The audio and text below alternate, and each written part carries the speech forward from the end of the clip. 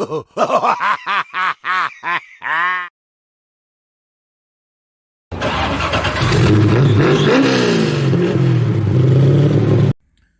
back to another video. It's been a little bit again, but finally got some time to get around to it, and we're gonna be switching lanes today. We're gonna be talking about carburetors and this big old mammoth thing, and edelbrock carbs, more specifically. So I'm gonna go over the pros and cons of them, and before I do that, I just want to get some general information out on them. So you know, whether you're going to buy this new, used, whatever, you've been shopping online, just trying to figure out which brand that you actually wanted. So first off, there is several different models. Obviously there's going to be of edelbrocks. This one is a Thunder AVS. There's that. There's Performer series. They're the, what is it, 4150 series, where it's set up more like a Holly. You got two float poles on the side, and then it's just like a long, skinny carburetor. There's AVS 2, and then there is Marine. So this one is a Thunder AVS, which means air valve secondary. So this is air valve activated. There's ones that have mechanical air valve secondaries. Not really sure what models have that. You could look it up if you wanted to. This one also has an electric choke and 4-barrel, obviously. But so let me go over the air valve secondary. So there's a spring inside of around here, and once this starts to pull in more vacuum, that spring kind of gives away, and the secondaries on the bottom here open up, and then it's 4 barrels at that point.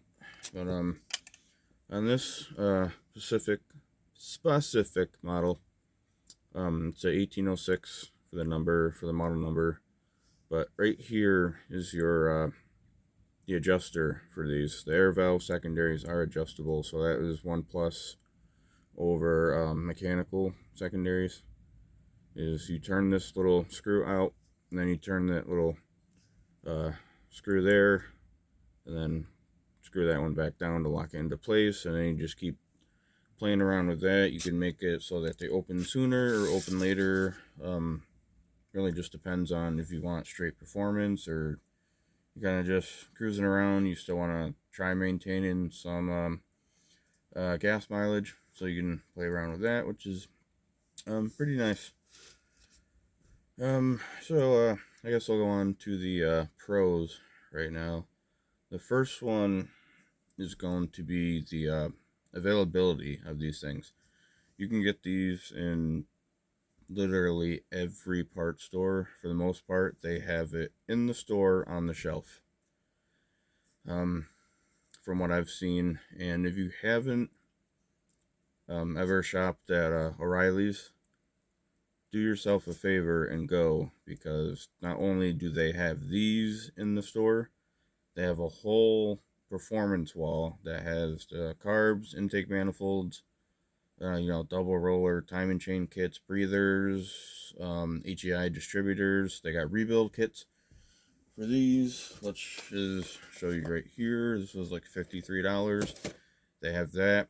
They have the floats for these carbs. They have the calibration kits. They have sort of different springs, so you can change, you know, like the tension for performance reasons, and a whole bunch of other stuff. They got modern coils, I believe, for like you know, 2-valve Mustangs. They got MSD coils for that. They have other newer MSD coils for other, like you know, modern stuff.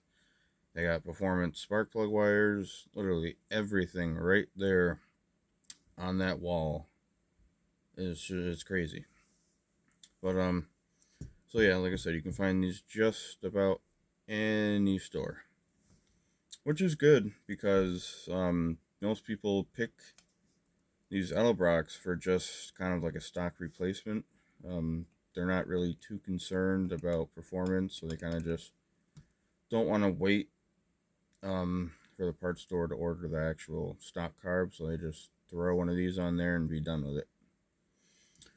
So I guess the next one, I guess would be price, but it's not really a pro or a con. It's kind of just in between. But you could find these for the same price as a Holly, generally. Just so at that point, it would be what you prefer, I guess, just name wise. But once I go into the cons, I'll let you know why that's not really necessarily a good thing. So next pro is the way these things are designed is the float bowls are inside of the carburetor. There's no actual like bowl you could just pop off, like a traditional style carburetor. If you can't see it right here, that gasket, there's that gasket and a couple on the inside of the top here, and besides the base gasket, and that is it. There is no gaskets below the fuel level, so there's no gaskets there to actually that are going to dry up, rot out, anything like that. So if you have this style carburetor on something that you don't drive a lot and kind of just sits, you really shouldn't have to worry about it leaking at all, which is a big plus. But like I said, even if any of these little gaskets above the surface are bad, this rebuild kit has literally every one. You can see there's hardly any gaskets in here anyway. That's for the air cleaner one on top. That's the base gasket. And right here is that gasket that's on top. And other, like I said, besides the little ones, literally right up here that go on the top here, that is it. So I guess this is good for storing purposes. Like I said, you don't really have to worry about anything leaking or drying up or anything like that. So I guess the next pro, we're gonna kind of getting down to the cons already, but next one is going to be the tuning of the carburetor. You can see the two screws, one right there, one right there. That's how to tune it, and that is literally all you need to do. And luckily these are in the front of the carburetor, so you don't have to worry about fumbling in the back of it when you're trying to adjust it or anything like that. It's very, very easily accessible right there up in the front, and you might even be able to get to those with the air cleaner still on. So that is really, really handy. So I guess one more pro would be for also availability is you can find these things used for like anywhere. Facebook Marketplace is where I got this one. I got it for $75, and I'm gonna do that rebuild kit on it, clean it up, and then flip it. Sell it for maybe 130, 140 ish. Because between the 75 for this and the 53 for the rebuild kit, I need to make some sort of money on it, so I'm not really sure yet. I'll go over that too when I get there. So that's pretty much every pro that I can think of. So now the cons. The first one is going to be if you're buying one of these carburetors for strictly performance purposes, you're probably going to be disappointed, because these even the higher CFM edelbrock carburetors are still flowing what lower other brand carburetors are flowing lower rates. So this 650 CFM will flow at the same rate as a Holley 400, 500. around there. So this is pretty much just a step up from your stock carb. So, you throw this on, you want it to have that performance look and feel, I guess. This would be right for you. Just slap it on. Driving something where you're not worried about racing, you're just going to be cruising around, something like that. And like I said, you just want that performance look. This would be perfect for you. But if you're worried about just straight ripping down the road all the time as fast as you can, this is definitely not the carburetor you need. So that's pretty much going to be the biggest con, I guess, was just the whole performance rating. And I had a couple other cons too, but as far as that goes, that's really probably about the only con I would have to say. Is not really a major setback. But also one thing I wanted to say while I'm here is if you are planning on getting one of these new or used, still double check, even if it's new. Right here on the left hand side of the carburetor, obviously right now it looks like the right side, but if it's on the car like that, look down to the lower left side and you'll see 4 numbers. That's going to be the the part number, identification number. This one is the 1806. So like I said, it's the Thunder AVS air valve secondaries. So always double check, even if you do get it brand new. Unfortunately, people are just out to scam people these days, so they'll buy a new carburetor, take the new one out of the box, get a old one that almost looks identical, still looks pretty new, and switch them. So say they had a lower CFM carb, switched it with the higher one, went and got their money back, and now they have a brand new carburetor for free that's even more powerful than the one that they had. And while I've seen that a couple of times, don't count it out. Stuff like that can happen. So, definitely also make sure you're not getting a marine carb.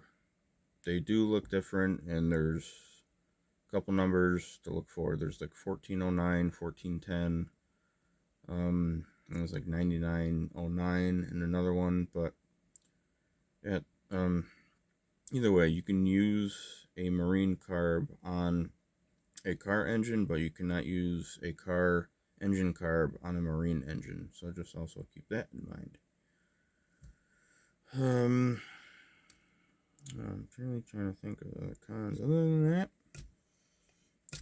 that's about it. Also, while I'm here, I just wanted to go over a just 4-barrel carburetors in general. Is most people think that all these butterfly valves are opened at all times, and that's not the case. So when you're just at low RPMs, just cruising around, the main ones are open, and then once you hit the gas, like I said, these air valve secondaries open, and then that kicks in like that. So I guess it's maybe like a very early version of VTEC, I guess, pretty much. So yeah, so that's, I guess, the pros and cons of edelbrock carburetors. For what I can see is most people are running these instead of the Hollies, the Proforms, Demon, the Rochester Quadra Jets and all that stuff. So that might be, like I said, the availability of them. People don't want to wait. Me, myself, am like that. I like going into a store, getting what I need, walk out, and do it right then and there. I really don't have patience for waiting to order stuff. But while I'm at it, or while you're at it, like I said, for all the other performance stuff, is all meant to be used with these edelbrock carburetors. So, you know, they'll sell the air cleaners and all the other edelbrock stuff, like I said, the valve covers, stuff like that. So you can pretty much walk into, like I said, O'Reilly's, pick all that stuff up, walk out, and, you know, that's it. Go back to your house and do what you need to do. My plans for this, obviously I don't have anything that needs carburetor right now. Like I said, it's just to rebuild it, sell it. I am pushing to try getting something with a carburetor and a distributor. As much as I love the modern stuff, I just like working on stuff with carburetors, distributors, and stuff that just makes it fun. You know, modern day stuff. LS engines is so easily put the coil on, put, you know, the wire, plug, boom, done. Too easy. It's not fun. You know, I kind of like seeing if I have the fire in order wrong and see if the fireball comes out of the carb or something, you know. Keeps it entertaining. I guess that's going to do it for this video. Hopefully this will help you nail your selection of carburetor. Listen, I'm not trying to bash this in any way, shape, or form, but I pretty much went over every reason why owning one of these would be a good thing, and then also owning one of them can be kind of a letdown depending on what you're using it for. So that's a wrap for this video. Thank you for watching.